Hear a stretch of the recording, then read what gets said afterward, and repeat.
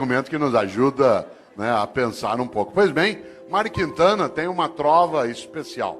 Ele disse: um dia pronto, me acabo, seja o que tem de ser, morrer que me importa, o diabo é deixar de viver. Olha só, um dia pronto, me acabo, seja o que tem de ser, morrer que me importa, o diabo é deixar de viver. E quando que você e eu deixamos de viver? Quando a gente tem uma vida pequena, banal, fútil, inútil, superficial. Afinal de contas, nós somos mortais. Isso significa que nós não temos a eternidade para ter uma obra que honre uma vida para que ela não se apequene.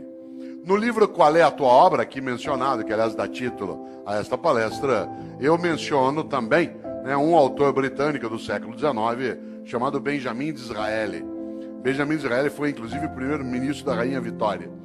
E Benjamin Disraeli diz o seguinte: a vida é muito curta para ser pequena. A vida é muito curta para ser pequena. Já basta que ela curta seja para que eu consiga apequená-la de algum modo. E quando a gente apequena uma vida que já é curta, quando a gente tem uma vida banal, fútil, inútil, superficial, morna. Interessante. Nós temos hoje aqui um grande grupo de homens e mulheres que no campo do município ou do estado atua na atividade pública, isto é servidor. É aquele ou aquela que tem uma capacidade imensa de fazer algo especial, ganhar a vida cuidando de vida. Você quer coisa mais honrosa do que ganhar a vida cuidando de vida, mas não da própria vida. Também da própria vida, mas do conjunto da vida numa comunidade, numa cidade, num estado. E nesta hora, quero lembrar algo. De fato, a vida é muito curta para ser pequena. Nós estamos quase terminando o mês de novembro. Esse mês teve, no dia 2, a lembrança por parte de uma parcela dos cristãos que criaram o seu dia de finados. O dia de finados tem uma finalidade: fazer com que você e eu nos lembremos de algo especial, que mortais somos. Aliás, você sabe que nós somos o único animal que é mortal. Porque embora todos os animais morram, nós somos o único que, além de morrer, sabe que vai morrer. Por exemplo, teu cachorro está dormindo sossegado agora. Teu gato está lá numa boa. Você, desde que eu falei, está pensando. Por isso nós não somos só mortais. Nós sabemos disso e o fazemos desse modo. Olha que coisa boa. Por isso eu queria lembrar exatamente nessa direção. O dia 2 de novembro, para alguns, lembra exatamente a ideia de finados. E é interessante porque este mês, curiosamente, ele é o penúltimo mês do ano. Mas ele nem sempre foi assim. Olha que coisa. Aliás, se o teu filho te perguntar, por que o mês de novembro é o mês 11?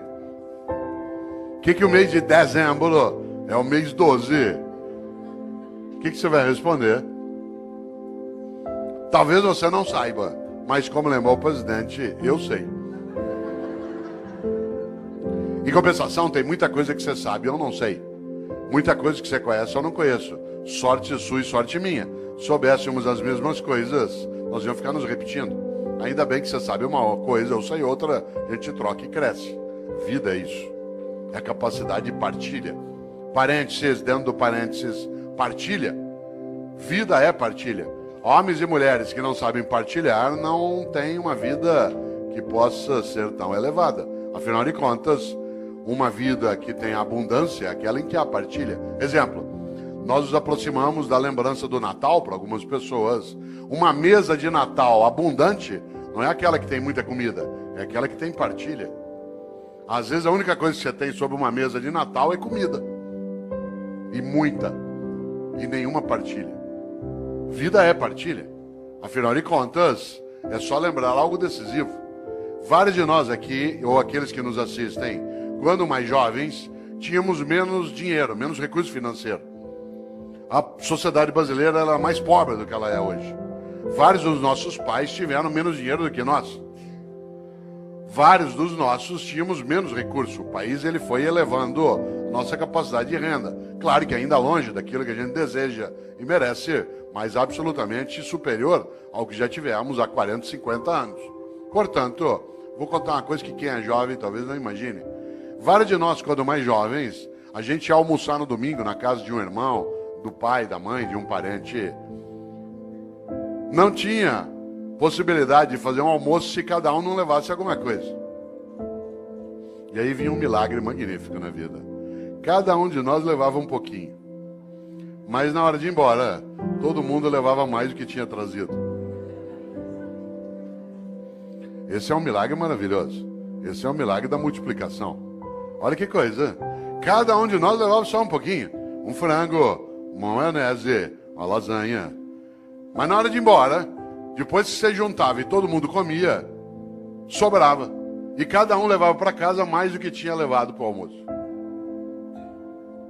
Nós temos essa condição em qualquer cidade, em qualquer comunidade, em qualquer família, no planeta. Claro, nós só não o fazemos no dia a dia porque uma parcela ainda tem uma ética absolutamente individualista, exclusiva, malévola, deletéria, destrutiva, predatória. Aliás, alguns acham que a regra na vida é cada um por si, Deus por todos. Mahatma Gandhi nos alertou sobre isso. Ele disse um dia, olho por olho, uma hora acabamos todos sem enxergar. E essa é uma coisa séria. E aqui na sala, quem não enxerga sabe muito bem o impacto que tem, né? Que não enxerga com os olhos, né? Que enxerga com os ouvidos ou com os dedos.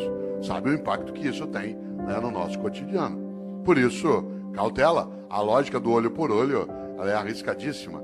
E se a gente observa, nós temos uma coisa séria, né, que é a nossa incapacidade, às vezes, de pensar na nossa mortalidade.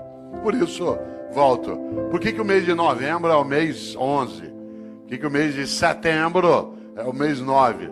Talvez algumas pessoas não saibam, mas até o século I a.C., até o século I a.C., no mundo romano, o ano se iniciava em 1º de março. O ano se iniciava em 1º de março. O primeiro dia do ano era 1º de março. E o último era 28 de fevereiro. Por isso, quando o ano se iniciava em março, setembro era o mês 7. Outubro era o mês 8. Novembro era o mês 9.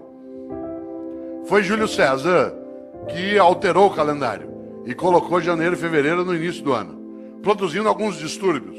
Um deles que o segundo mês do ano passou a ser o mês mais curto. E antes ele era o último, servia para ajustar o calendário.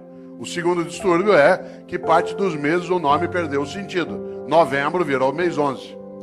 Olha quanta coisa inútil você não sabe. Mas eu sei. E eu partilho contigo, agora você sabe também. Olha que coisa boa. Pouco a pouco o mundo foi adotando o dia 1º de janeiro como o primeiro dia do ano. O único país do mundo em que o ano continua começando em março é o Brasil, né, que é um país clássico, né, um país clássico que não aceita essas modernidades de Júlio César. E para nós, né, março ainda não começou, né? Olha que coisa interessante. No entanto, no passado se usava o último dia do ano, que no caso era 28 de fevereiro, para pensar sobre a vida. Você sabe que a palavra fevereiro, ela vem de uma divindade etrusca, o nome do mês, de uma divindade etrusca que é Februa. Februa é a divindade da purificação, da queima, da febre. Porque a febre, ela purifica. Isto é, ela faz com que haja a anulação daquilo que não serve e a proteção daquilo que serve. Nesta hora, quero lembrar algo. Os antigos, no mês de fevereiro, usavam o final do ano para pensarem sobre o que tinham feito e o que deveriam fazer. Nós passamos a fazer isso com dezembro. Quando se aproxima 31 de dezembro, alguns e algumas têm o hábito de pensar aquilo que fizeram. Isso é típico de algumas religiões, entre elas o judaísmo, o islamismo e o cristianismo, que tem uma ideia muito forte na vida. Tenha você ou eu religião ou não, há uma questão séria nessas religiões. Elas têm uma coisa chamada juízo final. Na crença dessas religiões. O que me assusta na ideia de juízo final não é o fato de ser final, mas o fato de ser juízo. Porque na crença dessas religiões, insisto, acredite você ou não, essa é uma questão tua privada, há algo decisivo. Elas acreditam que ao final da tua existência, a divindade vai te chamar no canto e falar, vem aqui para um particular. Seguinte, durante a tua vida, por que é que fez o que fez? E por que é que não fez o que não fez?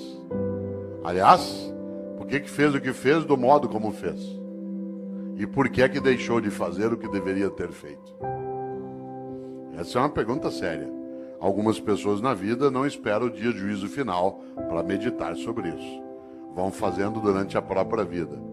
Pois bem, os cristãos construíram, a partir da influência judaica, uma percepção. E essa percepção ela se consignou na ideia também de juízo final no último livro da Bíblia dos cristãos, que é aquele que fala do fim, que é o livro da Revelação ou o livro do Apocalipse. Quem aqui tiver uma Bíblia cristã, dê uma olhada um dia. Esse livro é um livro terrível. Ele não é terrível porque é horroroso, mas porque ele traz algumas coisas para meditar. E se você observa, lá no livro do Apocalipse, no capítulo 3, versículo 15 e 16, os cristãos escreveram: Deus vomitará os mornos. Deus vomitará os mornos. Aliás, a frase completa é: porque tu não és quente nem frio, hei de vomitar-te. Olha que frase forte. Conhece gente morna? Gente que não é quente nem fria. Gente que é mais ou menos. Que é quente ou frio não, que não cheira nem fede. Sabe gente morna? Morna no trabalho, morna na comunidade, morna na prefeitura, morna na câmara, morna na escola. Morna. Não é quente nem fria. Gente que não tem compromisso, que não cheira nem fede. Mais ou menos compromissado, mais ou menos competente, mais ou menos servidor, mais ou menos religioso, mais ou menos político. Mais ou menos. Sabe gente morna? Que não cheira nem fede. Deus vomitará os mornos. Sabe aquela pessoa que é morna? Morna no casamento. E aí, como é que está o casamento? Ah, ruim com ele, pior sem ele. Morna na comunidade. E aí, como é que está o debate em Campinas sobre a política? Ah, vamos levando, né? E aí, lá na prefeitura, vamos ver o que dá, né? E a escola, como é que tá? Não sei, vamos ver. Falta pouco para eu aposentar.